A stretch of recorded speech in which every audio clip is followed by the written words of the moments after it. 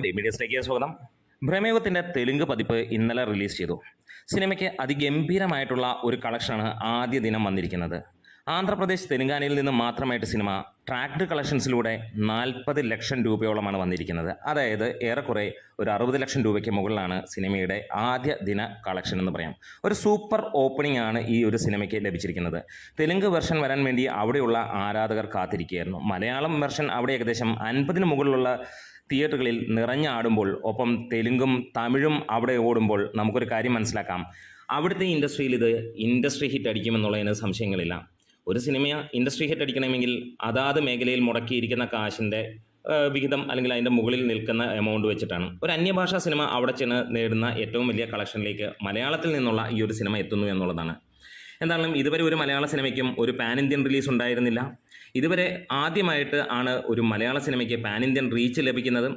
നമ്മൾ കണ്ട പല സിനിമകൾക്കും പാൻ ഇന്ത്യൻ എന്ന് പറഞ്ഞിരുന്നെങ്കിലും അതൊന്നും ഉണ്ടായിരുന്നില്ല എന്നുള്ളതാണ്. ആദ്യമായിട്ടാണ് മലയാളത്തിൽ നിന്ന് ഒരു സിനിമ ഇത്രത്തോളം ശക്തമായിട്ട് അന്യ സംസ്ഥാനങ്ങളിൽ പോയി വിജയം കൊയ്യുന്നതും. എന്താണെങ്കിലും തെലുങ്കർ ഈ സിനിമയ്ക്ക് വേണ്ടി കാത്തിരിക്കുകയായിരുന്നു.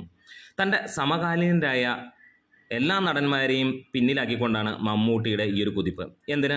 മെഗാസ്റ്റാർ ചിരഞ്ജീവിയെ മലർത്തിയടിച്ചു എന്ന് വേണമെങ്കിൽ പറയാം. മെഗാസ്റ്റാർ ചിരഞ്ജീവിക്ക് കേരളത്തിൽ ഇതുവരെ ഒരു 25 ലക്ഷം പോലും ഇല്ല എന്നുള്ളൊരു കാര്യം നമുക്ക് എല്ലാവർക്കും അറിയാം. പലപ്പോഴും ഈ ഫാൻ ഫൈറ്റുകളിൽ ഉയർന്നു വരുന്ന ഒരു കാര്യമാണ് മെഗാസ്റ്റാർ പോരാട്ടം എന്നുള്ളത്. ആകെ ഒരു മെഗാസ്റ്റാർ എന്നുള്ളത് അത് തെലുങ്കിലുള്ള ആരാധകരും മലയാളത്തിലുള്ള മമ്മൂട്ടി എതിരാളികളും കൈകോർത്ത് ചേർന്ന് പറയുമ്പോൾ ഇവിടെ ഒരു കാര്യം മനസ്സിലാകുന്നു. ഇന്ത്യയിൽ ഇന്ന് ഒരേ ഒരു മെഗാസ്റ്റാറേ ഉള്ളൂ, ഒരേ ഒരു സൂപ്പർ സ്റ്റാറേ ഉള്ളൂ, അത് മമ്മൂട്ടി ആകുന്നു എന്നുള്ളത്. കാരണം അഭിനയിക്കാനും താരമാകാനും ഒരേപോലെ അറിയാവുന്ന ഒരേ ഒരു വ്യക്തി. ഇനിയും ആന്ധ്രാപ്രദേശ് തെലുങ്കാന സംസ്ഥാനങ്ങളിലെ കളക്ഷൻ ലിസ്റ്റിലേക്ക് നമുക്കൊന്ന് ചെല്ലാം. ആന്ധ്രാപ്രദേശിൽ നിന്ന് മാത്രമായിട്ടുള്ള കളക്ഷൻ ലിസ്റ്റാണ് ഇപ്പോൾ പുറത്ത് വന്നിരിക്കുന്നത്. അതിൽ നിന്ന് കിട്ടിയിരിക്കുന്നത് നമുക്ക് സിനി ട്രാക്കിൻ്റെ ഫ്ലാഷിൽ നിന്നാണ് കിട്ടിയിരിക്കുന്നത്. ഏകദേശം 20 ലക്ഷം രൂപയോളമാണ് സിനിമയ്ക്ക് ലഭിച്ചിരിക്കുന്നത് ആദ്യ ദിനത്ത്. ബാക്കിയുള്ള സ്ഥലങ്ങളിൽ നിന്നുള്ള, അതായത് തെലുങ്ക് വെർഷൻ്റെ മാത്രമാണ് അവർ പുറത്തിറക്കിയിരിക്കുന്നത്. ബാക്കിയുള്ള സംസ്ഥാനങ്ങൾ, ഇതിൻ്റെ ബാക്കിയുള്ള സ്ഥലങ്ങളിലും ഇതേപോലെ തന്നെ ഉള്ള കളക്ഷനുണ്ട്. മൊത്തം 35 ലക്ഷത്തിന് മുകളിലാണ് ഇതിൻ്റെ ഗ്രോസ് ട്രാക്ഡ് എന്നാണ് ഇവർ പറയുന്നത്. Nizam, UA, Guntur, Krishna, Nellore, west, ceded, east, ഇവിടെ എല്ലായിടത്തും നിന്ന് സിനിമയ്ക്ക് ലഭിച്ചിരിക്കുന്നത് 19,95,566 രൂപയാണ്. അതായത് 20 ലക്ഷം രൂപ എന്ന് തന്നെ പറയാം. ആദ്യ ദിനം ഈ സിനിമ മിന്നുന്ന പ്രകടനം തന്നെയാണ് അവിടെ കാഴ്ചവെച്ചത്.